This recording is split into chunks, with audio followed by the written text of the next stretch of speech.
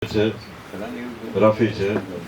રફી, મુકેશ ને કિશોર તો જાણીતા જ છે જ, બરાબર. એ રીતે લતા, આશા, અમન કલ્યાણપુર, એ તો તમને બધે ઠેકાણે મળશે. કોઈ પણ પ્રોગ્રામોમાં જશો તમને આ બધા તો મળી જ રહેવાના. પણ એ સિવાય પણ મ્યુઝિકના ફિલ્ડમાં ઘણા બધા સંગીતકારો, ઘણા બધા ગીતકારો, ઘણા બધા હોય છે. આપણું લિમિટેશન્સ ત્યાં છે કે જેના આપણે ગાવા માંગતા હોય એના કરાઓકે ટ્રેક નથી, બરાબર. બીજું હમણાં જે આપણે પ્રોબ્લેમ ફેસ કરી રહ્યા છીએ, સારેગામા મ્યુઝિકલ કંપનીવાળાએ બધાની સામે લીગલ એક્શન લીધેલા છે. એટલે જેટલા સ્વતંત્ર કરાઓકે ટ્રેક્સ બનાવતા હતા એ બધાના પાછા ખેંચાઈ ગયા છે, બરાબર. એટલે એ ટ્રેક્સ બધા નથી એટલે આપણે નથી ગાઈ શકતા.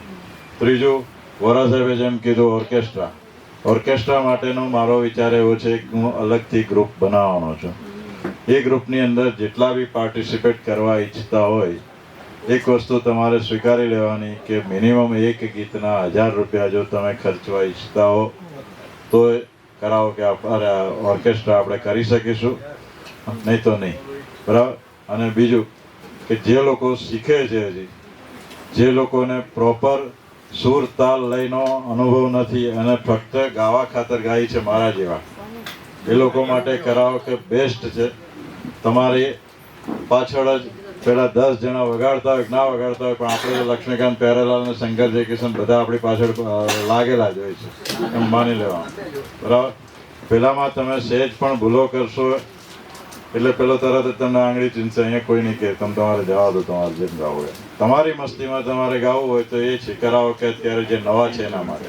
બાકી ઓરિજિનલ સંગીત તમારે સાંભળવું હોય તો ઓર્કેસ્ટ્રા માટે તૈયાર રહેજો. આપણે રાખીશું, કરીશું ચોક્કસ પ્રોગ્રામ ઓર્કેસ્ટ્રાના પણ કરીશું.